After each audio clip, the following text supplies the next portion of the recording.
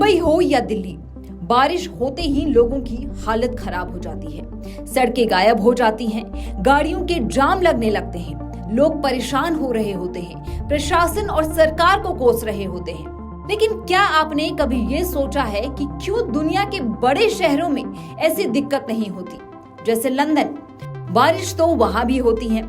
अभी जैसे मुंबई में बारिश हो रही है, वहां की सड़कें, गलियां, चौक चौबारे सब पानी में डूब गए हैं। मरीन ड्राइव को तो उफान मारता अरब सागर ही भिगो कर रखता है। लेकिन जल भराव होने पर मुंबई की हॉट लाइन यानी लोकल ट्रेन बंद हो जाती है। बेस्ट बसों को भी चलने में दिक्कत होती है।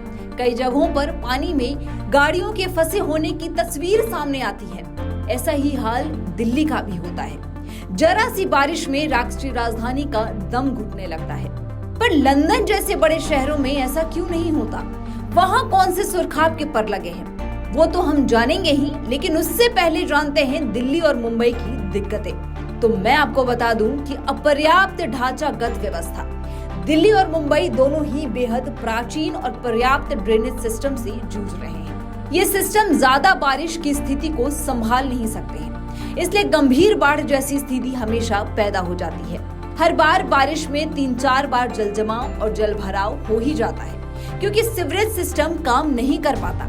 और दूसरी सबसे बड़ी दिक्कत अगर मैं आपको बता दूं तो वह है रेन वाटर हार्वेस्टिंग की कमी। मुंबई और दिल्ली दोनों शहरों में रेन वाटर हार्वेस्टिंग का थोड़ा बहुत काम शुरू हुआ है, लेकिन ये व्यापक पैमाने पर नहीं है। न ही इस व्यवस्था को शहर की प्लानिंग के साथ जोड़ा गया है। बल्कि अगर लंदन की बात करें तो वहाँ पर व्यवस्था बेहद शुरुआत से लागू है। अगर ये लागू हो तो शहर सही मात्रा में पानी को संजो सकेगा।